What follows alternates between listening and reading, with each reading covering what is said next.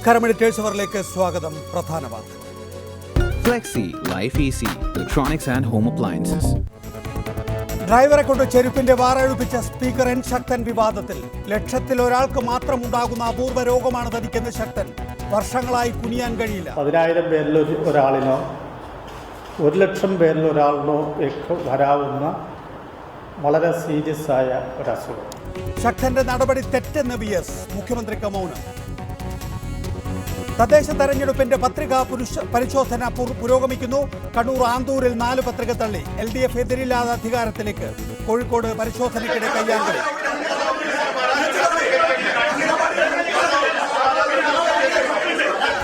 കൊടുവള്ളിയിൽ ലീഗിൽ കലാപം. ബാർഗേസ് പരിഗണിക്കവേ ഉപലോകായുക്തയുടെ ജാതി അധിക്ഷേപ പരാമർശം. വിവേചനം കാട്ടാൻ താൻ പട്ടികജാതിക്കാരനാണോ എന്ന് ജസ്റ്റിസ് KP ബാലചന്ദ്രൻ. ചടുപ്പിച്ചത് ഫയലുകൾ വൈഎസ് കുര്യാക്കോസിന് മാത്രം നൽകിയത്. പട്ടികജാതിക്കാരെ അപമാനിച്ചുവെന്ന് KK ഷാജു. 4 സേവനങ്ങൾക്ക് കൂടി ആധാർ ഉപയോഗിക്കാൻ സുപ്രീംകോടതി അനുമതി. ആധാർ നിർബന്ധമാക്കരുതെന്നും നിർദ്ദേശം. കോൾ ഡ്രോപ്പിന് മൊബൈൽ കമ്പനികൾ നഷ്ടപരിഹാരം നൽകണമെന്ന് ട്രായ്. ഗോവധം രാജ്യമാകെ നിരോധിക്കുന്നത് കേന്ദ്രം പരിഗണിക്കണമെന്ന് ഹിമാചൽ കോടതി. സഹീർ ഖാൻ രാജ്യാന്തര ക്രിക്കറ്റിൽ നിന്ന് വിരമിച്ചു. 2016 IPL-ൽ കളിക്കും.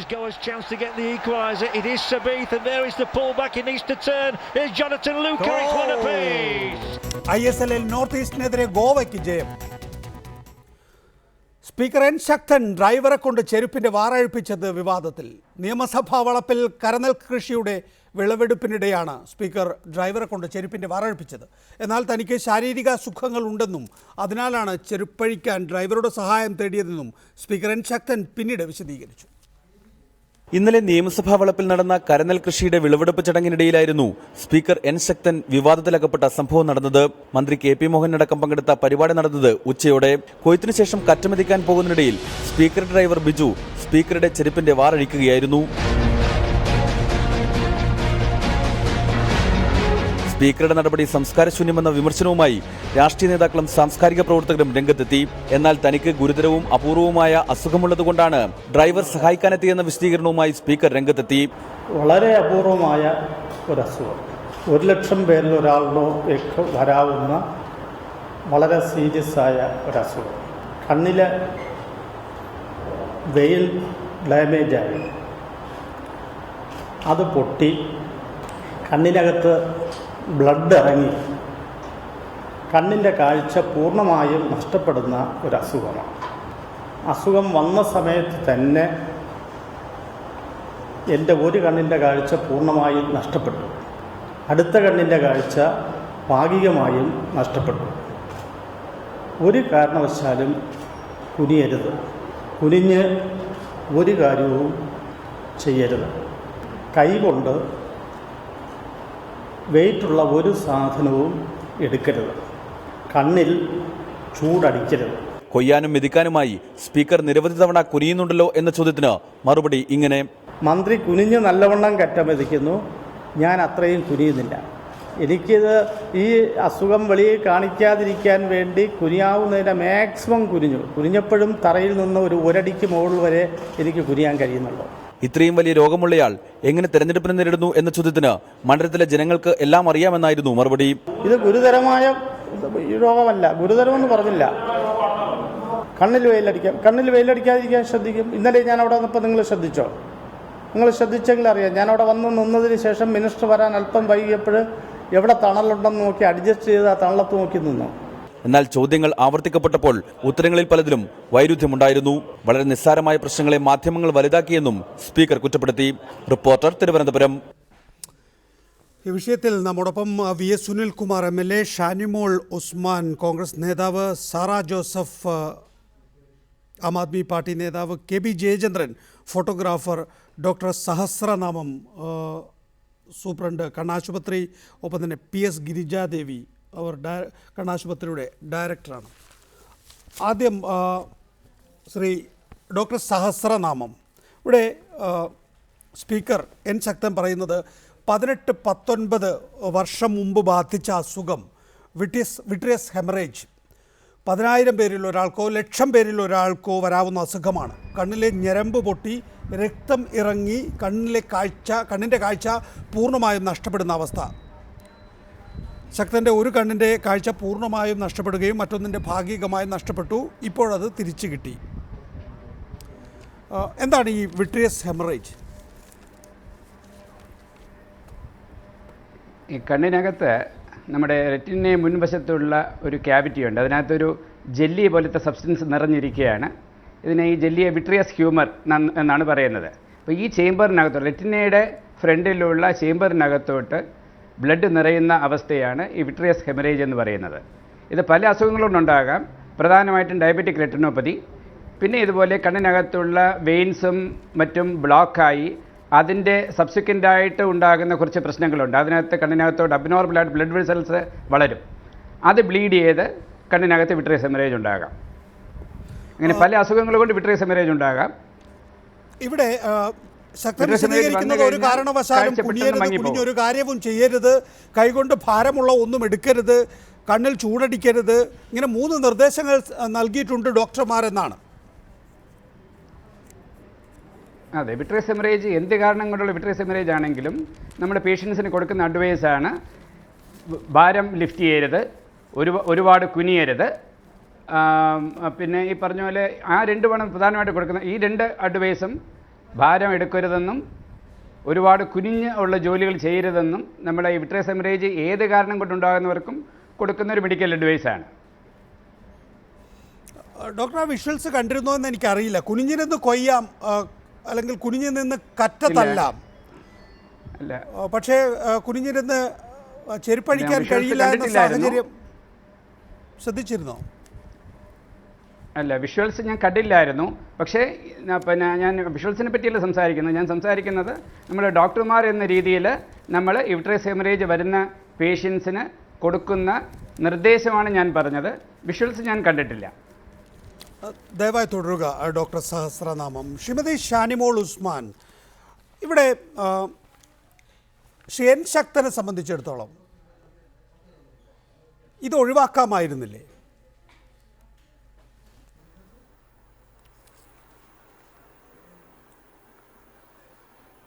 അല്ല നികേഷ്, സത്യം പറഞ്ഞാൽ എനിക്ക് അതിശയം തോന്നുകയാണ്.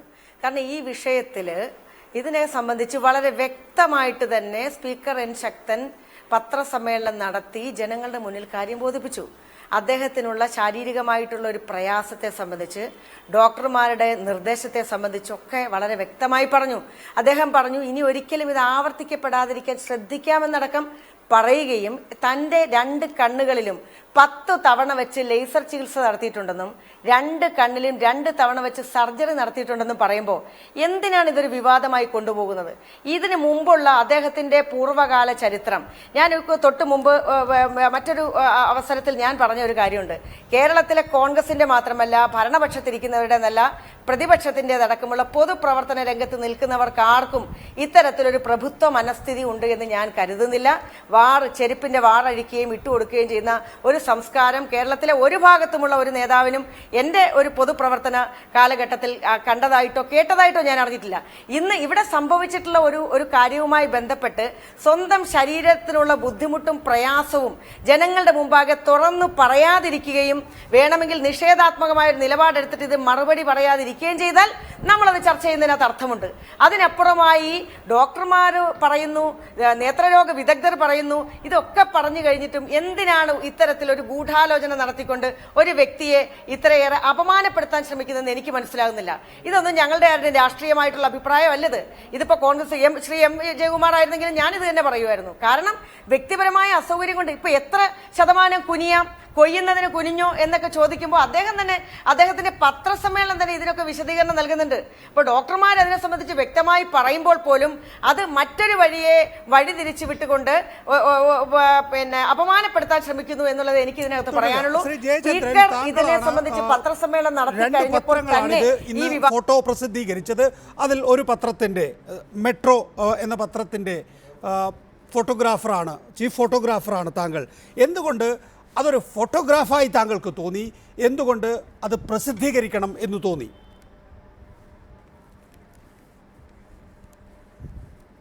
ഞാൻ കാണുന്നുണ്ട് പുള്ളി ബഹുമാനപ്പെട്ട സ്പീക്കർ നെല്ല് കൊയ്ത് കഴിഞ്ഞതിന് ശേഷം എല്ലാവരും മിനിസ്റ്ററും ഉണ്ടായിരുന്നു, നമുക്ക് കതിരടിക്കാമെന്ന് പുള്ളി പറയുന്നുണ്ടായിരുന്നു. മിനിസ്റ്റർ സ്പീക്കറോട്. ആ സമയത്ത് സ്പീക്കർ ഒരു 2-3 സെക്കൻഡ് ഇങ്ങനെ നോക്കുന്ന കണ്ടു, എന്താണെന്ന് എനിക്കറിയില്ല. പിന്നെ പെട്ടെന്ന് ഒരാൾ ഓടി വരുന്ന കണ്ടു, പുള്ളി കാലിലെ ചെരുപ്പ് അഴിക്കുന്നുണ്ട്. ഞാൻ തൊട്ട് സൈഡിൽ നിൽക്കുകയായിരുന്നു പുള്ളി പോകുന്നത് എടുക്കാൻ വേണ്ടി. ഞാനൊരു 4-5 ഫ്രെയിം ക്ലിക്ക് ചെയ്തിട്ട് കൂടെ ഉള്ള ഒരാളിങ്ങനെ താഴെ ഇരിക്കുന്ന ഡ്രൈവർ ഇങ്ങനെ മാറ്റുന്നതായിട്ട് എനിക്ക് കാണാൻ കഴിഞ്ഞു. പുള്ളി പതിവിലും വേഗത്തിൽ അതിനകത്ത് കയറുന്നു, ഈ കതിര് കൊയ്യുന്ന സ്ഥലത്തേക്ക് പോകുന്നു. മിനിസ്റ്റർ ആദ്യം കൊയ്യുന്നു, KP മോഹൻ മിനിസ്റ്റർ ആദ്യം കൊയ്യുന്നു. അത് കണ്ടുകൊണ്ട് സ്പീക്കർ, എനിക്ക് തോന്നുന്നു മിനിസ്റ്റർ കൊയ്യുന്നതിനേക്കാളും വളരെ വേഗത്തിൽ പുള്ളി കൊയ്യുന്നത് എനിക്ക് കാണാൻ കഴിഞ്ഞു. ആ പടങ്ങളെല്ലാം എൻ്റെ ക്യാമറയിൽ ഞാൻ ക്ലിക്ക് ചെയ്തു. എനിക്കതിൽ പുള്ളി വളരെ ആക്റ്റീവായിരുന്നു, ഞാൻ കാണുന്നുണ്ടായിരുന്നു സ്പീക്കറെ. പിന്നെ പുള്ളി അസുഖമുള്ള കാര്യം ഒരു സാധാരണ ഒരു നല്ല എനർജി ആയിട്ടാണ് പുള്ളി ഈ കാര്യങ്ങളൊക്കെ ചെയ്തത്. അതാണ് എനിക്ക് കാണാൻ കഴിഞ്ഞത്. അത് ഞാൻ ക്യാമറയിൽ പകർത്തുകയും ചെയ്തു. ശ്രീമതി സാറ ജോസഫ്, ചെരുപ്പൊരു പ്രതീകമാണ് എപ്പോഴും. ഇമൽഡ മാർക്കോസിൻ്റെ കാര്യത്തിൽ, ഇന്ത്യയിലേക്ക് വന്നാൽ ജയലളിതയുടെ കാര്യത്തിൽ, വസുന്ധര രാജെ സിന്ധ്യയുടെ കാര്യത്തിൽ ചെരുപ്പൊരു പ്രതീകമായിക്കൊണ്ട് തന്നെ അവർക്കെതിരായ രാഷ്ട്രീയ ആരോപണങ്ങൾ കൊഴുപ്പിക്കാൻ എതിരാളികൾ ശ്രമിച്ചിരുന്നു. ഏറ്റവും ഒടുവിൽ പി ചിദംബരത്തിൻ്റെ ചെരുപ്പെറിഞ്ഞയാളെയാണ് ആം ആദ്മി പാർട്ടി സ്ഥാനാർത്ഥിയാക്കിയത്. ആ ആളെ ജനം ജയിപ്പിക്കുകയും ഒക്കെ ചെയ്തിരിക്കുന്നു. ഭരണകൂടത്തിൻ്റെ അധികാര പ്രമത്തത ചൂണ്ടിക്കാണിക്കുന്നതിന് വേണ്ടി ഈ ഒരു സാധനത്തെ നമ്മൾ മാധ്യമങ്ങൾ എപ്പോഴും ഉപയോഗിച്ചിട്ടുണ്ട്. അതിലൊന്നായി ടീച്ചർ ഇപ്പോഴും അതിനെ കാണുന്നുണ്ടോ? രാവിലെ ഒരുപക്ഷെ എൻ ശക്തൻ്റെ വിശദീകരണം വരുന്നതിന് മുമ്പാണ് ഇക്കാര്യത്തിൽ ശ്രീമതി സാറ ജോസഫ് വിശദീകരണം നടത്തിയത്, അല്ലെങ്കിൽ പ്രതികരണം നടത്തിയത്. അതിനുശേഷവും അത് ആ നിലയിൽ തന്നെ കൈകാര്യം ചെയ്യേണ്ട, എതിർക്കപ്പെടേണ്ട ഒരു വിഷയമായി തോന്നുന്നുണ്ടോ?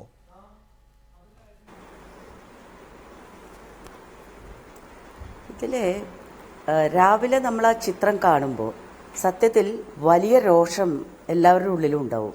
കാരണം അപ്പോൾ ഈ പറഞ്ഞ ശക്തൻ, അദ്ദേഹം സ്പീക്കർ രോഗിയാണെന്നോ, അദ്ദേഹത്തിന് കുനിയാൻ വയ്യാന്നോ, വെയിലത്ത് പോകാൻ വയ്യാന്നോ, അതല്ലെങ്കിൽ അദ്ദേഹത്തിൻ്റെ കണ്ണിന് ഇത്രമാത്രം പ്രധാനപ്പെട്ട അസുഖമുണ്ടെന്നൊന്നും നമുക്കറിയില്ല. നമ്മൾ കാണുന്നത് ഒരു അധികാര സ്വരൂപം നീണ്ടു നിവർന്നു നിൽക്കുന്നു. അദ്ദേഹത്തിൻ്റെ കാൽക്കൽ ഇരുന്നു കൊണ്ട് ഒരു മനുഷ്യൻ അദ്ദേഹത്തിൻ്റെ ചെരുപ്പിൻ്റെ വാറ് അഴിച്ചു മാറ്റുന്നു. ഈ ഒരു ഇമേജ് നമ്മുടെ മനസ്സിൽ പതിയുന്നത് വളരെ ജനാധിപത്യ വിരുദ്ധമായ ഒരു സംഗതിയായിട്ടാണ്. കാരണം ശ്രീ ശക്തൻ ഒരു ജനപ്രതിനിധിയാണ്. ഒരു ജനപ്രതിനിധി ജനത്തോട് എങ്ങനെ പെരുമാറണം എന്നുള്ളതിന് ജനാധിപത്യത്തിൽ ചില മര്യാദകളുണ്ട്. ജനാധിപത്യത്തിൽ ജനപ്രതിനിധിയേക്കാൾ അധികാരവും ശക്തിയുമുള്ളത് ജനമാണ്. അത് മനസ്സിലാക്കാൻ സഹായിക്കില്ല ഈ ചിത്രം. ഈ വിഷ്വൽ വളരെ ചീത്ത ഒരു ഇമേജ് എല്ലാവരുടെ മനസ്സിൽ കൊണ്ടുവരും. അത് മനുഷ്യരെ വർഗപരമായോ ജാതിപരമായോ ഉള്ള അസന്തുലിത അവസ്ഥയെയാണ് കാണിക്കുക. അത് വളരെ വേദനാജനകമായൊരു കാര്യമാണ്. ഇത് ഒരിക്കലും സംഭവിക്കാൻ പാടില്ലാത്തതാണ്. ഈ ഒരു ചിന്തയെ ആദ്യത്തെ നോട്ടത്തിൽ നമുക്ക് ആ പിക്ചറിൽ നിന്ന് കിട്ടുള്ളൂ. പിന്നീടാണ് വിശദീകരണങ്ങൾ വരുന്നത് ഇങ്ങനെ രോഗ അവസ്ഥയിലുള്ള ഒരാളാണ് എന്ന്. ഒരു കാര്യം മാത്രമാണ്, ഇത് അദ്ദേഹത്തിന് നേരത്തെ അറിയാമെങ്കിൽ സ്വാഭാവികമായി ഇങ്ങനെ ചെരുപ്പിൻ്റെ വാറഴിക്കേണ്ട ഗതികേടിലേക്കൊന്നും പോകാതെ ഹവായി ചപ്പലോ അങ്ങനെ ഊരാൻ പറ്റുന്ന ഒരു സംഗതി ഇട്ടുകൊണ്ട് പോകണം. വെയിലത്ത് പോകാൻ പറ്റാത്ത ഒരാൾ വെയിലത്ത് പോകരുത്, കുനിയാൻ പാടില്ലാത്ത ഒരാൾ കൊയ്യാൻ പോകരുത്. ഇതൊക്കെ ചെയ്യുമ്പോൾ സ്വാഭാവികമായിട്ട് സംഭവിക്കുക, അവിടെ ചാനലുകൾ ഉണ്ടാവും, ആളുകൾ ഇതൊക്കെ പിടിച്ചെടുക്കും, ഇതൊക്കെ പരസ്യപ്പെടുത്തും, വിശദീകരണങ്ങൾ കൊടുക്കേണ്ടി വരും. അത്രയെങ്കിലും അദ്ദേഹം ചിന്തിക്കേണ്ടതായിരുന്നു ഒരു പൊതുസ്ഥലത്തേക്ക് ഇതുപോലെ രോഗാതുരമായിട്ടുള്ള അവസ്ഥയിൽ പോകുമ്പോൾ. രാവിലെ ഇതേ ചർച്ചയിൽ ഈ ഫോട്ടോഗ്രാഫറോട് ചോദ്യം ചോദിച്ചു, അതായത് അദ്ദേഹത്തിന് രോഗമായതുകൊണ്ടാണല്ലോ ചെരുപ്പിൻ്റെ വാറഴിച്ചതെന്ന്.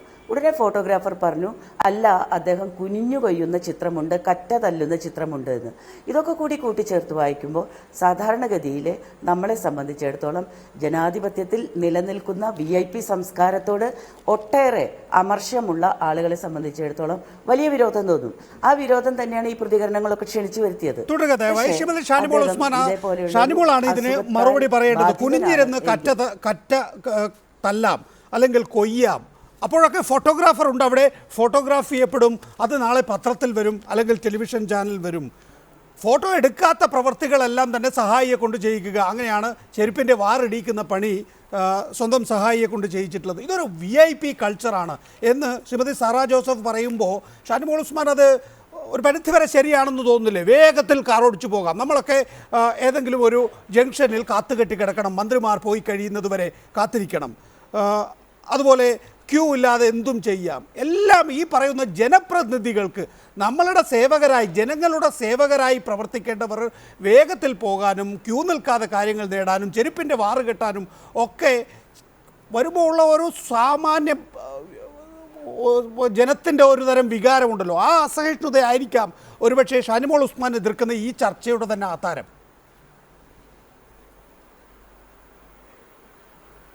അല്ല, എന്തിനാണ് ഈ തരത്തിലേക്കൊക്കെ ചർച്ചകൾ കൊണ്ടുപോകുന്നതെന്ന് എനിക്ക് മനസ്സിലാകുന്നില്ല. ഒരു മനുഷ്യൻ, അത് സ്പീക്കർ ആവട്ടെ ആരുമാകട്ടെ, അദ്ദേഹത്തിന്റെ ഗതികേടിന്റെ നേരത്താണ് അദ്ദേഹത്തിന്റെ മെഡിക്കൽ റെക്കോർഡുകൾ അടക്കം ജനങ്ങളുടെ മുമ്പാകെ, പത്രമാധ്യമങ്ങളുടെ മുമ്പാകെ കൊണ്ടുവന്ന് വിശദീകരിക്കുന്നത്. അപ്പൊ അതിനകത്ത് രാഷ്ട്രീയം കാണേണ്ട കാര്യമില്ല. നമ്പർ 1. നമ്പർ 2, ഈ VIP സംസ്കാരം എന്ന് പറയുന്നത്, ഇപ്പൊ സാറാ ടീച്ചർ എനിക്ക് ഏറ്റവും കൂടുതൽ ബഹുമാനമുള്ള ആളാണ്. പക്ഷേ ടീച്ചർ എന്ന് പറയുന്നത് ഈ രാഷ്ട്രീയ മേഖലയിൽ മാത്രമാണ് VIP സംസ്കാരം.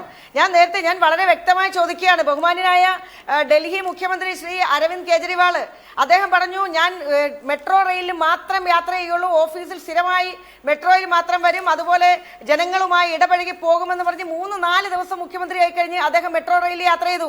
അത് കഴിഞ്ഞ് അദ്ദേഹം തന്നെ തിരുത്തി, അല്ല, മുഖ്യമന്ത്രി എന്നുള്ള നിലയിലുള്ള തിരക്കുകൾ വളരെ വലുതായതുകൊണ്ട് ട്രെയിനിന്റെ സമയം നോക്കി നിൽക്കാനും അതിനനുസരിച്ച് യാത്ര ചെയ്യാനും കഴിയില്ല എന്നുള്ളത് കൊണ്ട് എന്റെ യാത്ര കാറിലാക്കുന്നു എന്ന് പറഞ്ഞു. ഞാനതിനെ കുറ്റപ്പെടുത്തത്തില്ല, കാരണം കാര്യം മനസ്സിലാക്കിയിട്ടുള്ള ഒരു പ്രതികരണമാണ്. അതുപോലെ MLA-മാര്, പഞ്ചായത്ത് പ്രസിഡന്റുമാര്, ജനപ്രതിനിധികൾക്ക് മാത്രമാണ് ഈ VIP സംസ്കാരം എന്ന് നികേഷ് പറയരുത്. മാധ്യമ മേഖലയിലില്ലേ VIP സംസ്കാരം? ഇല്ലെന്ന് പറയാൻ കഴിയുമോ? നിങ്ങളുടെ ഒരു സാധാരണക്കാരനായിട്ടുള്ള ഏതെങ്കിലും ഒരു ജില്ലാതലത്തിലെ റിപ്പോർട്ടറും അതുപോലെ തന്നെ നിങ്ങളുടെ പത്ര ഉടമയും MD-യും ഒക്കെ ഒരേ രീതിയിൽ തന്നെയാണ് പോകുന്നത്. ഇപ്പൊ എന്തായാലും VIP സംസ്കാരത്തിന് ഞങ്ങളൊക്കെ എതിരാണ്. VIP സംസ്കാരം ജീവിതത്തിൽ ഏത് മാധ്യമ സ്ഥാപനങ്ങളിലെയും MD പ്രവർത്തിക്കുക, അങ്ങനെ തന്നെയാണ് പ്രവർത്തിച്ചു പോരുന്നതും. അതേക്കുറിച്ച് എനിക്ക് വെല്ലുവിളി പോലെ പറയാൻ കഴിയും. മറിച്ചൊരു ഉദാഹരണമുണ്ടെങ്കിൽ ചൂണ്ടിക്കാണിക്കുക. തീർച്ചയായിട്ടും താങ്കൾ അങ്ങനെ അല്ല. ഇതിനകത്ത് വ്യത്യസ്തമായിട്ടുള്ള പല കാര്യങ്ങളും കാണും. നമ്മളൊക്കെ തന്നെ ഈ സമൂഹത്തിൽ ജീവിക്കുന്നവരാണ്. നികേഷേ, നിങ്ങൾക്ക് പറയാൻ കഴിയുമോ ഇത് രാഷ്ട്രീയ മേഖലയിൽ മാത്രമാണ് VIP സംസ്കാരം? രാഷ്ട്രീയ മേഖലയിലാണ് ഈ VIP കൾച്ചർ ഏറ്റവും കൂടുതൽ ഉള്ളത്. അതിനോടാണ് ജനങ്ങൾക്ക് രോഷമുള്ളത് എന്ന കാര്യത്തിൽ ശ്രീമതി ഷാനിമോൾ ഉസ്മാൻ നേരത്തെ ചൂണ്ടിക്കാണിച്ച ഉദാഹരണങ്ങൾ ചരിത്രത്തിൽ നിന്നുള്ളതാണ്. സത്യസന്ധമായി കാര്യങ്ങൾ വിശകലനം ചെയ്യുന്ന ഒരു മാധ്യമ പ്രവർത്തകൻ അല്ലെങ്കിൽ ഒരു വ്യക്തി എന്നുള്ള നിലയിൽ നിങ്ങൾ രാഷ്ട്രീയ മേഖലയിലെ VIP സംസ്കാരം മാത്രമല്ല കൊണ്ടുവരേണ്ടത്.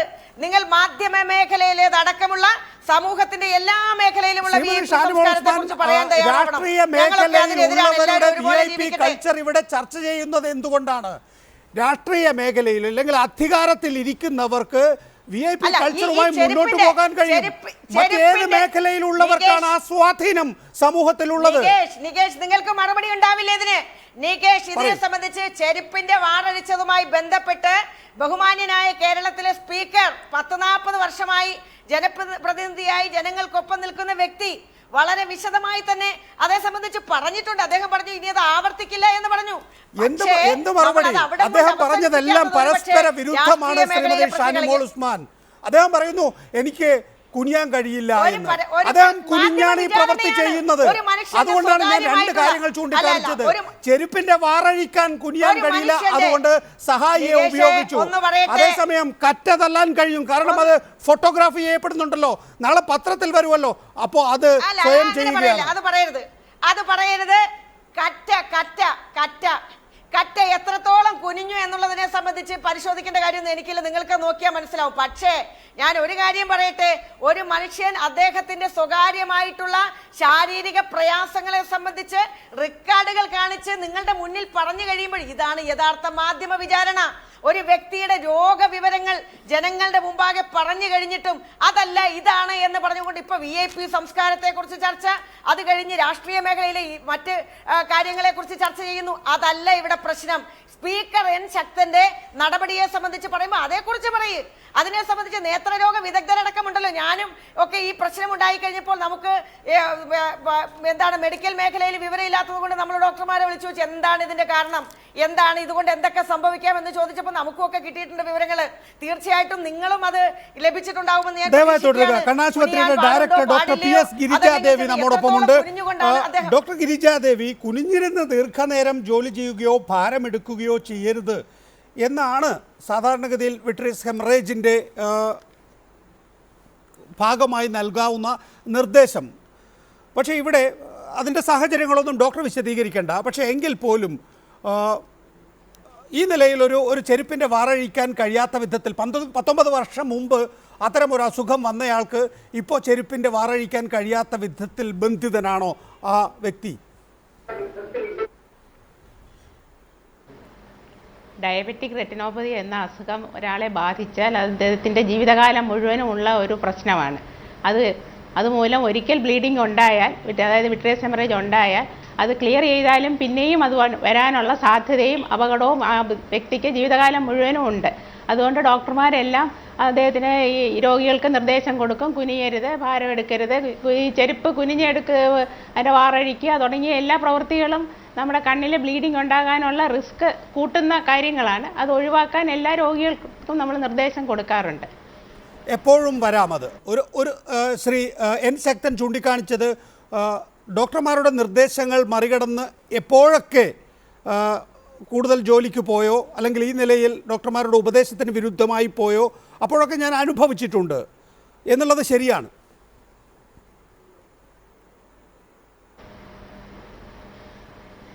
ഡോക്ടർമാരുടെ നിർദ്ദേശവിരുദ്ധമായിട്ട് ഇങ്ങനെ എന്തെങ്കിലും പ്രവൃത്തികൾ ചെയ്യുമ്പോൾ, അതായത് കുനിഞ്ഞ് എന്തെങ്കിലും എടുക്കുകയോ ശക്തിയായിട്ട് ചുമയ്ക്കുകയോ ഒക്കെ ചെയ്യുമ്പോൾ ബ്ലീഡിങ് വരാറുണ്ട്. അങ്ങനെ വന്നിട്ട് രോഗികൾ പെട്ടെന്ന് കാഴ്ച മങ്ങി എന്ന് പറഞ്ഞ് നമ്മളടുക്ക് എത്താറുമുണ്ട്.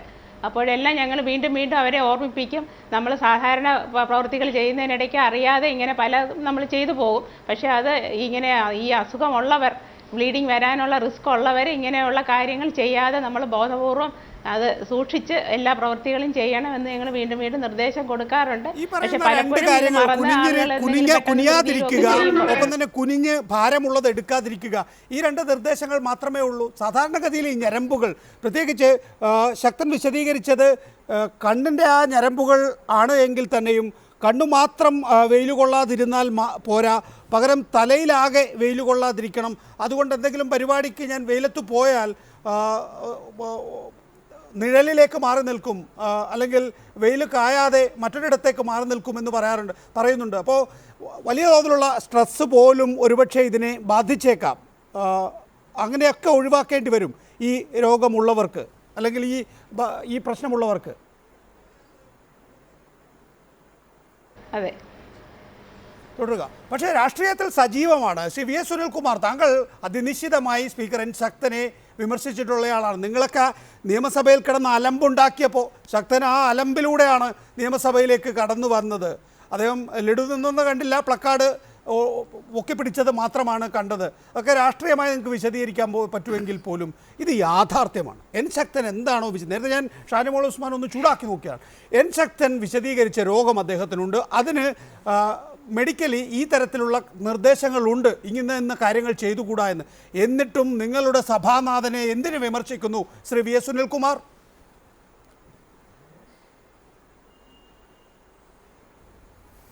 ഞാൻ അദ്ദേഹത്തിന് ഇത്രയും ഗുരുതരമായ രോഗമുള്ള ആളാണെന്ന് എനിക്കറിയില്ല. ആ രോഗത്തിന് ഇപ്പോൾ ഡോക്ടർ നിർദ്ദേശിക്കപ്പെട്ട പ്രകാരമുള്ള നിർദ്ദേശങ്ങൾ അദ്ദേഹം കർക്കശമായി പാലിക്കേണ്ട ഒരാളാണെന്നും എനിക്കറിയില്ല. ഒരു രോഗിയെ സംബന്ധിച്ച് ഒരുപാട് പ്രിവിലേജ് നമ്മൾ കൊടുക്കാൻ ബാധ്യസ്ഥരാണ്. പക്ഷേ എന്നെ അത്ഭുതപ്പെടുത്തുന്ന കാര്യം, ഇപ്പം നമ്മൾ ഈ ദൈവപുത്രനായ യേശു ക്രിസ്തു വരുന്നതിന് മുമ്പ് വന്ന സ്നാപക യോഹന്നാൻ പറയുന്നത്, എനിക്ക് പുറകെ വരുന്നവൻ്റെ ചെരുപ്പിൻ്റെ വാറഴിക്കാൻ പോലും ഞാൻ യോഗ്യനല്ല എന്ന് പറയുന്നുണ്ട്. അപ്പോൾ ചെരുപ്പിൻ്റെ വാറഴിക്കുക എന്ന് പറയുന്നത് വളരെ ഏറ്റവും താഴ്ന്ന ഒരു കാര്യമായിട്ട് നമ്മൾ കാണുന്ന ഒരു സമൂഹമാണ് നമ്മുടെ സമൂഹം. അവിടെ ബഹുമാനപ്പെട്ട ശക്തൻ അവിടെ അദ്ദേഹം വാറഴിക്കാൻ പോകുമ്പോൾ അതിനുശേഷം നമ്മൾ അദ്ദേഹം കൊയ്യുന്നത് കാണുന്നു, ഇതൊക്കെ നമ്മൾ കാണുന്നുണ്ട്. അപ്പോൾ സ്വാഭാവികമായിട്ട് നമ്മുടെ എൻ്റെ മനസ്സിലേക്ക് ഓടി വന്നൊരു ചിത്രം, അദ്ദേഹം വാച്ചൻ വാർഡിൻ്റെ കൂടെ വളരെ ശക്തമായ പ്രഷർ ഉപയോഗിച്ചുകൊണ്ട് ഞങ്ങളെല്ലാം തള്ളി മാറ്റി അദ്ദേഹം സ്പീക്കറുടെ ചേംബറിലേക്ക് കടന്നു വന്ന രംഗം എനിക്ക് ഓർമ്മ വന്നു. അദ്ദേഹത്തിന് ഇപ്പോൾ ഇന്നത്തെ പത്രസമ്മേളനം നടത്തിയപ്പോൾ അദ്ദേഹം പറഞ്ഞു എനിക്ക് കണ്ണിന് യാതൊരു കുഴപ്പമില്ലെന്ന് പറഞ്ഞു. പക്ഷേ അദ്ദേഹം ലഡു വിതരണം ചെയ്യാമെന്ന് കാണാതെ പോയി. അത്തരം കാര്യങ്ങളൊക്കെ ഇവിടെ ഉണ്ട്. ആ കാര്യങ്ങളൊക്കെ കാണുകയും അതിനെപ്പറ്റിയൊക്കെ നമ്മൾ ഓർക്കുകയൊക്കെ ചെയ്യും. എൻ്റെ മനസ്സിലൂടെ കടന്നുപോയ ചിത്രങ്ങൾ ഞാൻ ഇവിടെ വിശദീകരിച്ചു എന്ന് മാത്രമേ ഉള്ളൂ. പക്ഷേ ഇവിടെ ചർച്ച ചെയ്യപ്പെടേണ്ട പ്രശ്നം എന്താണെന്ന് വെച്ചാൽ നമ്മുടെ ജനാധിപത്യ സമൂഹത്തിൽ നമ്മൾ ജനങ്ങളുടെ സേവകരാണ്. അത് ഏത് എക്സ്റ്റെൻറ്റ് വരെ നമുക്ക് ആളുകളുടെ നമ്മുടെ കീഴുദ്യോഗസ്ഥന്മാർ നമ്മുടെ താഴെയുള്ള ആളുകളെ താഴെ എന്ന് പറയുമ്പോൾ നമ്മുടെ പിന്നെ നമ്മൾ ഒരു ഉയർന്ന സ്ഥാനത്തിരിക്കുന്ന ആളുകളാകുമ്പോൾ താഴെയുള്ള ആളുകൾ അവരെ എത്രമാത്രം കാര്യങ്ങൾ അവരെ കൊണ്ട് ഉപയോഗപ്പെടുത്താം. ഇപ്പോൾ സ്പീക്കർ എന്ന് പറയുമ്പോൾ സ്പീക്കർ അദ്ദേഹത്തിന് ചെയറിലിരിക്കുമ്പോൾ അംഗങ്ങൾക്കിടയിലൂടെ ഞങ്ങൾക്ക് നടന്നു പോകാൻ പോലുള്ള അവകാശമില്ല. കാരണം അത് പ്രത്യേകമായ പ്രിവിലേജ് ഉണ്ട്. സ്പീക്കറും ഒരാൾ സംസാരിച്ചുകൊണ്ടിരിക്കുന്നതിനിടയിൽ ക്രോസ് ചെയ്യാൻ പാടില്ല. അതൊക്കെ നമ്മൾ ജനാധിപത്യത്തിൽ ഉണ്ടാക്കിയിരിക്കുന്ന ചില മാമൂലുകളാണ്.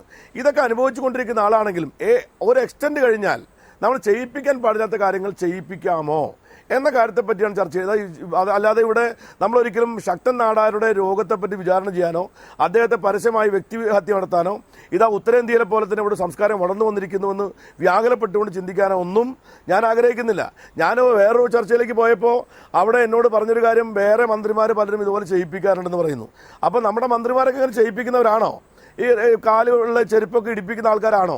പലപ്പോഴും നമുക്കറിയാം മന്ത്രിമാരുടെ ഫയൽ കൊണ്ട് നടക്കാൻ പിയമാരുണ്ട്, അവരുടെ ഫ്ലാസ്ക് കൊണ്ട് നടക്കുന്ന ആളുകളുണ്ടാവാറുണ്ട്. പക്ഷേ ചെരുപ്പഴിക്കുക, അടിവസ്ത്രം അലക്കിക്കുക എന്നൊക്കെ പറയുന്നത് നമ്മൾ വളരെ മോശപ്പെട്ട കാര്യമായി കാണുന്നത് കൊണ്ടാണ് ശക്തൻ നാടാർ ഇങ്ങനെ ചെയ്തപ്പോൾ ജനങ്ങൾക്കിടയിൽ ഒരു പ്രതിഷേധം ഉണ്ടായത്. ആ പ്രതിഷേധം ഉണ്ടായപ്പോൾ പറയുകയും എന്തെങ്കിലും ഒരു പ്രശ്നം വരുമ്പോൾ ഉടനെ മാരകമായ ഒരു അസുഖം എന്ന നിലയിൽ വരും. ഇത് ആദ്യമായിട്ടല്ല. PJ ജോസഫിനെതിരെ ഒരു ആക്ഷേപം ഉണ്ടായപ്പോൾ അദ്ദേഹം പറഞ്ഞത് എനിക്ക് ഇത്ര കൈ പൊങ്ങില്ല, ഇത്ര എന്തായാലും പൊങ്ങില്ല എന്നാണ്. ഒന്നത്. രണ്ട്, R ബാലകൃഷ്ണപിള്ളയെ ജയിലിലടച്ചപ്പോൾ ഇതുപോലെ ലക്ഷത്തിലും 10,000-ത്തിലും അല്ല അതിനേക്കാൾ കൂടുതൽ ആളുകളിൽ ഒരാൾക്ക് വരുന്ന ഇരുമ്പംശം രക്തത്തിൽ കലരുന്ന ഒരു പ്രത്യേക മാരക രോഗം അദ്ദേഹത്തിന് പിടിപെടുന്നു. ജയിലിൽ നിന്ന് വിട്ട ശേഷം അത് പരിപൂർണമായി മാറ്റിയെടുക്കാൻ വളരെ വേഗത്തിൽ അദ്ദേഹത്തിന് കഴിഞ്ഞു. അതുകൊണ്ടാണിത് ആളുകൾ വിശ്വസിക്കാത്തത്. എൻ ശക്തൻ്റെ നമ്മൾ അവിശ്വസിക്കുന്നില്ല എന്നിപ്പോൾ എല്ലാവരും പറയുന്നുണ്ടല്ലോ ഈ ചാനലിൽ. സ്പീക്കർ തന്നെ പറയുന്നു ഇത് ഗുരുതരമാണ്. പിന്നീട് വാർത്താ സമ്മേളനത്തിൻ്റെ ഒടുവിൽ അക്കിടി പറ്റി. കാരണം അടുത്ത നിയമസഭാ തെരഞ്ഞെടുപ്പിൽ സീറ്റ് നൽകാതിരിക്കാൻ ഇത് കോൺഗ്രസ്സിലെ തന്നെ ചിലർ ഉപയോഗിച്ച് കളയുമോ എന്ന് ഭയന്ന് എനിക്ക് ഗുരുതരാസുഖമൊന്നുമില്ല, ഇത് പൂർണ്ണമായും മാറിക്കഴിഞ്ഞിരിക്കുന്നു, എനിക്ക് മണ്ഡലത്തിലെ ജനങ്ങളെ പരിപാലിക്കുന്നതിന് കൊണ്ട് യാതൊരു തടസ്സവുമില്ല എന്ന് മാറ്റി പറയുന്നു. കുനിയരുത് എന്ന് പറഞ്ഞതിന് ശേഷം കറ്റ തല്ലുന്നതും കൊയ്യുന്നതും ഒക്കെ ദൃശ്യങ്ങളിലൊക്കെ കണ്ടല്ലോ. ഇവിടെയാണ് ഇങ്ങനെയൊക്കെ ജീവിക്കണമെന്നാഗ്രഹിക്കുന്നവർക്കാണ് ഔചിത്യബോധം വേണ്ടത്. അതെന്താണ്? ഈ പറയുന്ന ആളുകളെ ചെരുപ്പെടുക്കാൻ വിനിയോഗിക്കരുത്, അങ്ങനെ എന്തെങ്കിലും ബുദ്ധിമുട്ടുണ്ടെങ്കിൽ സൗകര്യപ്രദമായ ചെരുപ്പിടുക. ഇനി അഥവാ വാറുള്ള ചെരുപ്പ് തന്നെ ഇടണമെങ്കിൽ കുനിയാതെ തന്നെ ആ വാറഴിക്കാവുന്ന രീതികളൊക്കെ തന്നെ മനുഷ്യൻ കണ്ടുപിടിച്ചിട്ടുണ്ട്. ഒരു കാല് നിലത്ത് വെച്ച് മറ്റേ കാല് പൊക്കിയാൽ അത് അഴിക്കാവുന്നതേ ഉള്ളൂ. അങ്ങനെയുള്ള ഔചിത്യ ബോധം വേണ്ടതില്ല കേരളത്തിൽ എന്ന് രാഷ്ട്രീയക്കാർക്ക് തോന്നുന്നതാണ് അധികാര പ്രമത്തത എന്ന് പറയുന്നത്. അല്ല നികേഷ്, ഇതിപ്പോൾ ആർക്ക് ഏത് രീതിയിൽ വേണേൽ ഇതിനെ വ്യാഖ്യാനിക്കാം. പക്ഷെ ഒരു മനുഷ്യൻ, അത് സ്പീക്കർ എന്നുള്ളത് കൂടെ മാറ്റിവെക്കുക. അപ്പം അത് സുനിൽകുമാർ തന്നെ ആവട്ടെ, സുനിൽകുമാർ എന്തായാലും 100% മെഡിക്കൽ റിപ്പോർട്ടുകളും കാര്യങ്ങളും മനസ്സിലാക്കി കഴിഞ്ഞപ്പോൾ ഔചിത്യബോധത്തോടു കൂടി തന്നെയാണ് ഈ വിഷയത്തിൽ പ്രതികരിച്ചത് എന്ന് ഞാൻ മനസ്സിലാക്കുകയാണ്. കാരണം ഇതിനകത്ത് വേണമെങ്കിൽ നമുക്ക് ഏത് രീതിയിൽ വേണം വ്യാഖ്യാനിക്കാം, ഇഷ്ടമുള്ള രീതിയിലെല്ലാം വ്യാഖ്യാനിപ്പിക്കാം. ദിവസവും ഇങ്ങനെ ചെയ്തുകൊണ്ടിരിക്കുന്നതാണ്, അങ്ങനെയാണ് ഇങ്ങനെയാണ് ഒക്കെ പറയാം. പക്ഷേ അതിനകത്തുണ്ടായി ഒരു പൊതുജനത്തിന്റെ മുന്നിലുണ്ടായിട്ടുള്ള ഒരു ചർച്ച അല്ലെങ്കിൽ ഒരു മാധ്യമ വിചാരണ, അതിന് ഒരു നിർത്തലുണ്ടാകണം എന്ന് തീർച്ചയാക്കിക്കൊണ്ട് തന്നെയാണ് പത്രസമ്മേളനം നടത്തിയത്. ഞാൻ പറഞ്ഞല്ലോ, ഇതിനകത്ത് രാഷ്ട്രീയം എന്തിനാ? ഇപ്പൊ തെരഞ്ഞെടുപ്പിൽ മത്സരിക്കാൻ പോകുന്ന കാര്യം ഒന്നും ചോദിക്കല്ലേ. ഇതിപ്പോ വളരെ സത്യസന്ധമായിട്ട് ആ ഡോക്ടർ പറഞ്ഞത് എന്താ? ഡോക്ടർ പറഞ്ഞത് സ്പീക്കർ എൻ ശക്തന്റെ വിട്രിയസ് ഹെമറേജിനെ കുറിച്ചല്ല.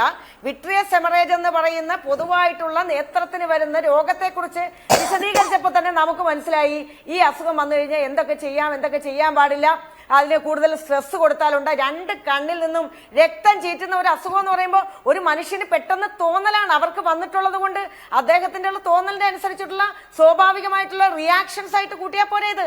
അതിനപ്പുറമായിട്ട് സ്ഥിരമായി ഇങ്ങനെയാണ്. അതിന് ഉദാഹരണമായിട്ട് ഉത്തരേന്ത്യൻ സംസ്കാരങ്ങളെ ഇനിയും ഞാൻ ആവർത്തിച്ച് പറയുകയാണ്, കേരളത്തിലെ ഇടതുപക്ഷ സുനിൽകുമാറിന്റെ പാർട്ടിപ്പെട്ടവരോ കഴിഞ്ഞ കാലങ്ങളിൽ ഇവിടെ ഭരിച്ചിട്ടുള്ള മന്ത്രിമാർക്കോ അടക്കം ഇന്ന് ഭരിക്കുന്നവരോ ഇന്ന് പ്രതിപക്ഷത്തിരിക്കുന്നവരോ ആരും തന്നെ ഇത്തരത്തിലുള്ള പ്രഭുത്വ മനസ്ഥിതിയുള്ള ഒരാൾ പോലും ഉള്ളതായിട്ട് എനിക്കിതുവരെ മനസ്സിലാക്കാൻ കഴിഞ്ഞിട്ടില്ല. തുടരുക. അത് ഇതും ഇവിടെ സ്പീക്കർ എൻ ശക്തനും ശ്രീമതി സാറ ടീച്ചർ ആ ഗണത്തിൽ തന്നെയാണ് സാധാരണ അദ്ദേഹം ഒരു വാദം ഇവിടെ ഉയർന്നു വരാവുന്നത് ഇങ്ങനെയുള്ളവർക്ക് വീട്ടിൽ പോയി ഇരുന്നാൽ പോരെ എന്നാണ്. പക്ഷേ ഏറ്റവും ഒടുവിൽ നമ്മളെല്ലാം ബഹുമാനിക്കുന്ന രാഷ്ട്രീയ നേതാവ് പോലും പറഞ്ഞത് ഞാൻ വീഴുന്നതുവരെ ജനങ്ങളെ സേവിക്കാനുണ്ടാകുമെന്നാണ്. അത് രാഷ്ട്രീയത്തിലെ ഒരു കൾച്ചറാണ്. അതുകൊണ്ട് ആ ചോദ്യം അപ്രസക്തമാണ് എന്ന് പറയേണ്ടി വരും ഈ ചർച്ചയിൽ ഈ ഘട്ടത്തിൽ. തീർച്ചയായിട്ടും അങ്ങനെ നമ്മൾ ആരോടും പറയാൻ പാടില്ല. ബഹുമാനപ്പെട്ട VS തന്നെയാണ് ഒന്നാന്തര ഉദാഹരണം. ഇത്രയും പ്രായമായിട്ടും വളരെ ഒരാൾ പിടിക്കാൻ വരുമ്പോൾ VS അത് കൊതറി മാറ്റാൻ സാധിക്കുമെങ്കിൽ കൊതറി മാറ്റും. അങ്ങനെ തന്നെയാണ് രാഷ്ട്രീയ പ്രവർത്തകർ നമ്മുടെ ഇടയിൽ പ്രവർത്തിച്ചുകൊണ്ടിരിക്കുന്നത്. പ്രശ്നം അതല്ല. രോഗാതുരനായ ഒരു മനുഷ്യൻ്റെ രോഗത്തെപ്പറ്റി നിഷേധാത്മകമായിട്ട് ഇവിടെ ആരും സംസാരിക്കുന്നില്ല. അദ്ദേഹം രോഗിയാണെന്നും അദ്ദേഹത്തിന് ഇന്നമാതിരി പ്രയാസങ്ങളുണ്ടെന്നും തിരിച്ചറിഞ്ഞപ്പോൾ എല്ലാവരും തന്നെ ആ തിരിച്ചറിവിൻ്റെ അടിസ്ഥാനത്തിലാണ് രാത്രിയിലത്തെ ചർച്ചയിൽ പങ്കെടുത്തിട്ടുള്ളത്. രാവിലെ അങ്ങനെ ആയിരുന്നില്ല. ഇവിടെ ഷാനിമോൾ പറഞ്ഞൊരു കാര്യമുണ്ട്. എന്താ രാഷ്ട്രീയക്കാരോട് മാത്രം VIP സംസ്കാരത്തെ പറ്റി പറയുന്നത്?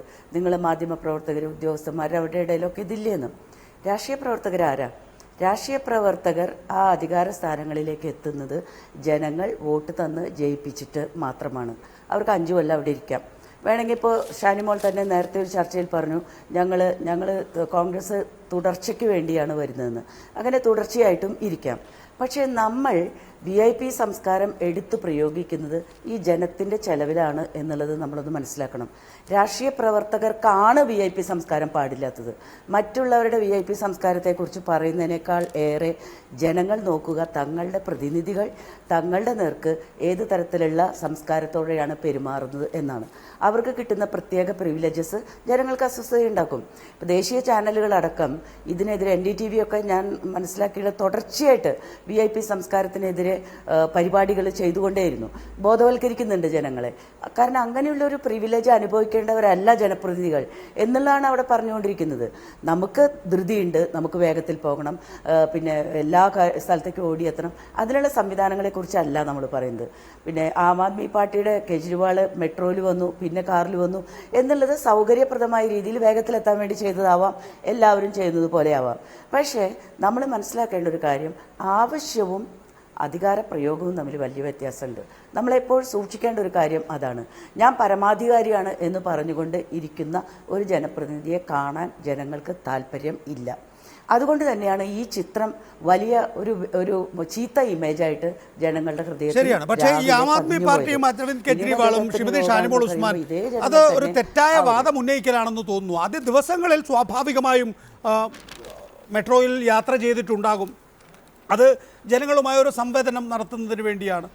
ചിലപ്പോൾ കാറില്ലാത്ത ദിവസങ്ങളിൽ മുമ്പൊക്കെ KP നൂറുദ്ദീൻ എന്ന മന്ത്രിയെ ഞാൻ ഓർക്കുകയാണ്. പഴയങ്ങാടിയിൽ നിന്ന് അദ്ദേഹം കണ്ണൂരിലേക്ക് ബസ്സിൽ യാത്ര ചെയ്യുമായിരുന്നു ആ കാലഘട്ടത്തിൽ. അതൊക്കെ തന്നെയും ആ കാലഘട്ടത്തിൽ പത്രത്തിൽ വന്നിരുന്നു. ഇത് മാത്രമല്ല, പോസിറ്റീവ് സൈഡും പത്രങ്ങൾ കൊടുക്കുന്നുണ്ട്, അല്ലെങ്കിൽ മാധ്യമങ്ങൾ കൊടുക്കുന്നുണ്ട്. അപ്പോൾ അങ്ങനെ കുറെ കൂടി ആളുകളിലേക്ക് ഇറങ്ങിച്ചെല്ലുന്നു. കുറെ കൂടി ലാളിത്യമുള്ളത് നല്ല പോസിറ്റീവായി റിപ്പോർട്ട് ചെയ്യുകയും ജനങ്ങളെ ധിക്കരിക്കുന്നു, ജനങ്ങളെ വെല്ലുവിളിക്കുന്നു എന്ന തോന്നലുണ്ടാവുമ്പോൾ അത് തിരിച്ചടിക്കുകയൊക്കെ ചെയ്യും ശ്രീമതി ഷാനിമോൾ ഉസ്മാൻ. അല്ല നികേഷ്, ഞാൻ പറഞ്ഞത് അത് പറയേണ്ടി വന്നത് രാഷ്ട്രീയ നേതാക്കന്മാരുടെയും മന്ത്രിമാരുടെയും ഒക്കെ വേഗതയെക്കുറിച്ച് സൂചിപ്പിച്ചപ്പോഴാണ്. ആ വേഗതയെ ഇപ്പോഴുമുണ്ട് ശ്രീമതി ഷാനിമോൾ ഉസ്മാൻ. ഇവിടെ ഒരു മന്ത്രിക്ക് മറ്റെല്ലാ വാഹനങ്ങളും തടഞ്ഞു നിർത്തി എങ്ങനെ വേഗതയിൽ പോകാൻ കഴിയും? എന്ത് തിരക്കാണ് അവർക്ക്? ഈ പറയുന്ന 10 മിനിറ്റ് ലാഭിച്ച് എന്ത് ഭരണമാണ് അവർ നടത്തുന്നതെന്ന് എല്ലാവരും ചോദിക്കും. അത് അതെ, ഒരു സാധാരണ പൗരൻ എന്നുള്ള നിലയിൽ എൻ്റെ മനസ്സിൽ ഉയർന്നിട്ടുള്ള എപ്പോഴത്തെയും ചോദ്യമാണത്. എന്ത് വേഗത്തിൽ പോകുന്നു? നമ്മളൊക്കെ മണ്ടന്മാരോ? നമുക്കൊക്കെ തിരക്കില്ലേ? അത് ഞാൻ പറഞ്ഞല്ലോ. അതിന്റെ ഉദാഹരണമായി തന്നെയാണ് ഞാൻ ബഹുമാന്യനായ അരവിന്ദ് കെജ്രിവാളിന്റെ ആ നിലപാടിനെ ഞാൻ വളരെ അതിശയോക്തിയോടുകൂടി നോക്കിക്കണ്ടതാണ്. അദ്ദേഹം പറഞ്ഞത് അങ്ങനെയല്ല, മെട്രോയിൽ തന്നെ ഞാൻ വരുമെന്ന് ഇപ്പോൾ 3 ദിവസം അദ്ദേഹം തന്നെ പത്രസമ്മേളനം നടത്തി പറഞ്ഞു. അതല്ല, ഇപ്പം എല്ലായിടത്തും എത്തിച്ചേരണമെന്നുള്ളത് കാറല്ലാതെ ഒരു പ്രൈവറ്റ് വാഹനത്തിലല്ലാതെ പോകാൻ കഴിയില്ല എന്ന് പറഞ്ഞത് അതവിടെ നിൽക്കട്ടെ. പക്ഷെ അത് അത്തരത്തിൽ നമുക്ക് VIP സംസ്കാരത്തെ സംബന്ധിച്ച് ഞാൻ സാറാ ടീച്ചർ പറഞ്ഞ പല കാര്യങ്ങളോടും ഞാൻ യോജിക്കുന്നു. പക്ഷേ ഇവിടെ ഇതുമായി കൂട്ടിക്കെട്ടുന്നത് വളരെ കഷ്ടമാണ്. ഇവിടെ ശ്രീ ജയചന്ദ്രൻ, താങ്കൾ ഫോട്ടോഗ്രാഫ് എടുക്കുമ്പോൾ മന്ത്രി സ്പീക്കർ അത് വിശദീകരിക്കുകയുണ്ടായി. പായിൽ നെല്ല് വീഴുന്ന സ്ഥലത്ത് ചെരുപ്പിട്ട് കയറണ്ട എന്ന് വിചാരിച്ചതാണ്. വേണമെങ്കിൽ ഈ സ്പീക്കർക്ക് ആ പായയിൽ ചെരുപ്പിട്ട് കയറാമല്ലോ. നിങ്ങളുടെ ഫോട്ടോഗ്രാഫർമാരുടെ ഒരു ശല്യവും ഉണ്ടാകില്ലായിരുന്നു. അദ്ദേഹത്തിന് ഈ പണിയെല്ലാം എടുക്കാം. പക്ഷെ അവിടെ ഒരു ഔചിത്യബോധം കാണിച്ചു. ആ ഔചിത്യബോധത്തെ നമ്മൾ കാണാതെ പോകരുത്. നെല്ല് വീണ പായിൽ ചവിട്ടരുത് എന്ന തോന്നൽ.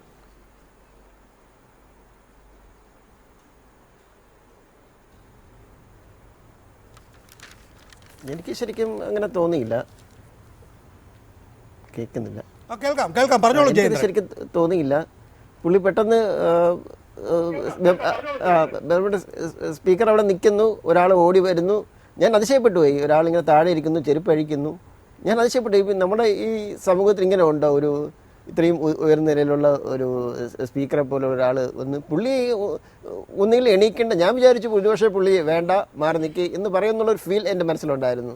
പക്ഷേ പുള്ളി മറ്റേ ഒരു കാല് ചെരുപ്പ് അഴിച്ചു കഴിഞ്ഞതിന് ശേഷം വീണ്ടും മറ്റു കാല് അഴിക്കാൻ വേണ്ടി ശ്രമിക്കുന്നത് ഞാൻ കണ്ടിട്ട് സ്പീക്കർ ജയചന്ദ്രനെ പോലെ ഒരു ഫോട്ടോഗ്രാഫർ പോട്ടെ, ജയചന്ദ്രനെ പോലെ ഒരു കാഴ്ചക്കാരനെ സംബന്ധിച്ചിടത്തോളം ശ്രീമതി ഷാനിമോൾ ഉസ്മാൻ, നിങ്ങളിൽ നിന്ന്, രാഷ്ട്രീയക്കാരിൽ നിന്ന്, അല്ലെങ്കിൽ നാളെ മന്ത്രിയാകാൻ പോകുന്ന ആളാണല്ലോ ശ്രീമതി ഷാനിമോൾ ഉസ്മാൻ, ഒന്ന് തടയുമെന്ന് പ്രതീക്ഷിക്കും. വേണ്ട ഞാൻ ചെയ്തോളാം എന്ന് തടയും എന്ന് പ്രതീക്ഷിക്കുന്നു. ആ ഒരു ഔചിത്യം എപ്പോഴും രാഷ്ട്രീയക്കാർ കാണിക്കുന്നത് നന്നായി. ഒരു കാര്യം പറയട്ടെ,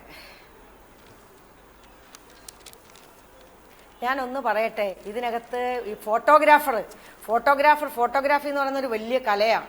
അതിനകത്ത് വ്യത്യസ്തമായ കാര്യങ്ങൾ ചിത്രീകരിക്കുക എന്നുള്ളത് ഫോട്ടോഗ്രാഫറുടെ ഒരു സർഗവാസന തന്നെയാണ്.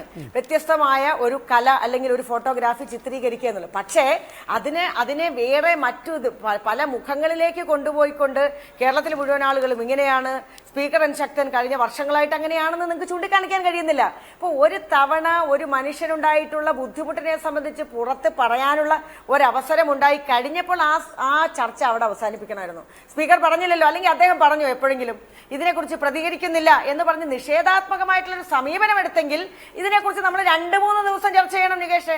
കാരണം സ്പീക്കർ ഒരു വ്യക്തതയോടുകൂടി കാര്യങ്ങൾ പറഞ്ഞിരുന്നു എങ്കിൽ, പരസ്പര വിരുദ്ധമായില്ലായിരുന്നു എങ്കിൽ, ശ്രീ വി എസ് സുനിൽകുമാർ, നമുക്ക് ഈ ചർച്ച അവസാനിപ്പിക്കാം.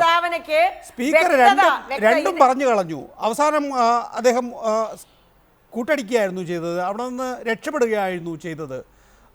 ആ നിലയിൽ അദ്ദേഹത്തിനൊരു ആശയക്കുഴപ്പമുണ്ടായിരുന്നു. അതിനപ്പുറത്തേക്ക് doctor T M Thomas Isaac രാവിലെ പറഞ്ഞതുപോലെ എനിക്ക് അബദ്ധം പറ്റിയതാണ്, അങ്ങനെ ഞാൻ ചെയ്യിക്കായിരുന്നു പാടില്ലായിരുന്നു, പൊതുവേദിയിൽ വെച്ച് ഇങ്ങനെയല്ല ജനപ്രതിനിധികൾ അല്ലെങ്കിൽ പൊതുപ്രവർത്തകർ പെരുമാറേണ്ടത്, അക്കാര്യത്തിൽ ആർക്കെങ്കിലും ആ ദൃശ്യം കണ്ടപ്പോൾ വിഷമം തോന്നിയിട്ടുണ്ടെങ്കിൽ ഞാൻ ഖേദിക്കുന്നു എന്ന് പറഞ്ഞാൽ അദ്ദേഹത്തിൻ്റെ ഉന്നതി വർദ്ധിക്കുമായിരുന്നോ?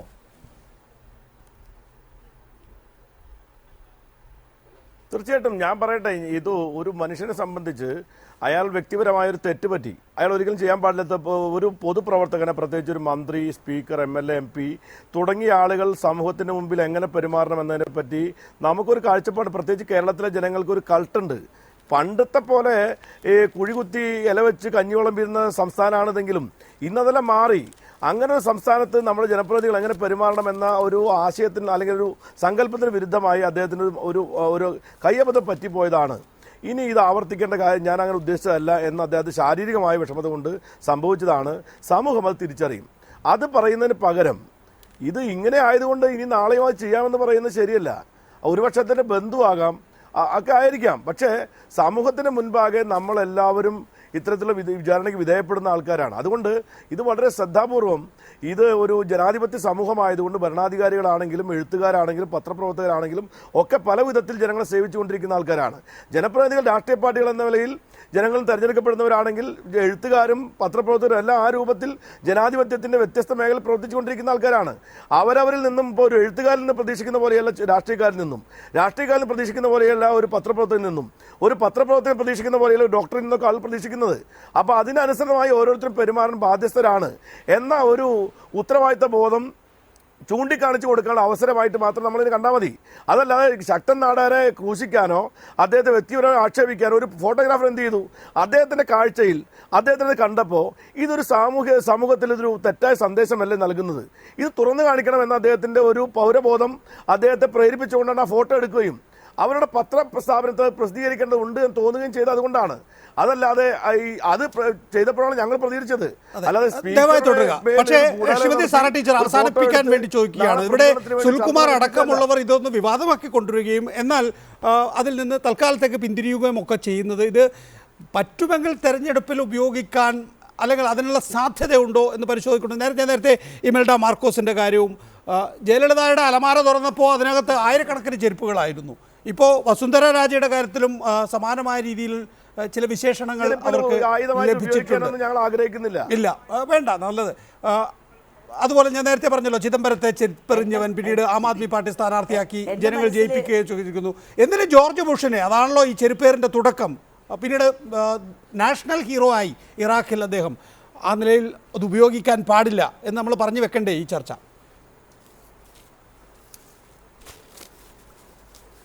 തീർച്ചയായിട്ടും എൻ്റെ മനസ്സിലിപ്പോൾ വരുന്ന ഒരു പിക്ചർ, ഒരു ചെറിയ കുട്ടി ഷൂ പോളിഷ് ചെയ്യുന്ന ജോലി ചെയ്യുന്നു. അവൻ്റെ മുന്നിലേക്ക് വളരെ നല്ല ഡ്രസ്സൊക്കെ ഇട്ടിട്ടുള്ള ആളുകൾ കാല് അവൻ്റെ മുഖത്തേക്ക് നീട്ടിക്കൊടുക്കുന്നു. ഇത് നമ്മുടെ ഇന്ത്യയുടെ, പ്രത്യേകിച്ച് ഉത്തർപ്രദേശിലോ വടക്കേ ഭാഗങ്ങളിലൊക്കെ പോകുമ്പോൾ സാധാരണ കാണുന്ന ഒരു കാഴ്ചയാണ്. ഈ കാഴ്ച നമ്മുടെ മനസ്സിനെ വിഷമിപ്പിക്കാറുണ്ട്. ഒരു കുട്ടിയോ അല്ലെങ്കിൽ അവശനായ ഒരാളോ ഒരു സ്ത്രീയോ അവരുടെ മുഖത്തേക്ക് മുഷിഞ്ഞ വേഷധാരിയായിട്ടുള്ള പട്ടിണിക്കോലത്തിൻ്റെ മുമ്പിലേക്ക് കാല് നീട്ടി കൊടുത്തുകൊണ്ട് ധൃതി ഭാവിക്കുന്ന മനുഷ്യരെ, ഈ അവസ്ഥ മാറണമെന്നാണ് നമ്മുടെ ഒക്കെ ദാഹം, നമ്മുടെ ആഗ്രഹം. അതാണ് എല്ലാ മനുഷ്യരും പുഞ്ചിരിക്കുന്ന ഒരു ഇന്ത്യ, അതാണ് നമ്മുടെ സ്വപ്നം. എങ്കിൽ ഇത്തരത്തിലുള്ള വിഷ്വൽസ് ജനപ്രതിനിധികളെങ്കിലും കൊടുക്കാതിരിക്കണം. അവർക്ക് അത്തരത്തിലുള്ള അവശതയുണ്ടെങ്കിൽ ആ രീതിയിൽ ഉള്ള സംഗതി ബോധപൂർവം ഒഴിവാക്കുക എന്നുള്ളതാണ് വേണ്ടത്. ശ്രീ ശക്തൻ സ്പീക്കർ, അദ്ദേഹത്തിന് ശാരീരികമായിട്ടുള്ള അവശത, പ്രത്യേകിച്ച് ഡോക്ടറൊക്കെ പറഞ്ഞ രീതിയിലുള്ള അവശതയാണ് ഉള്ളതെങ്കിൽ ആ അവശത നമ്മൾ കൃത്യമായി മനസ്സിലാക്കുന്നുണ്ട്. പക്ഷേ ഈ ഒരു ചിത്രം വരത്തക്ക വിധത്തിലുള്ള ഒരു പൊതു പ്രദർശനം അദ്ദേഹത്തിന്റെ ഭാഗത്തു നിന്നല്ല, വളരെ മുമ്പ് ഒരു എഴുത്തുകാരനെ പറ്റി ചൂണ്ടിക്കാണിച്ചു നിർദ്ദേശമായി അവതരിപ്പിക്കാനുള്ളത്. വളരെ നന്ദി ശ്രീമതി സാറ ജോസഫ്. ഒപ്പം തന്നെ V S Sunilkumar, Shanimol Usman, K B Jayachandran photographer, doctor Sahasranamam superintendent കണ്ണാശുപത്രി, പി എസ് ഗിരിജാദേവി ഡയറക്ടർ കണ്ണാശുപത്രി തിരുവനന്തപുരം. 8 പങ്കെടുത്തതിന് നന്ദി.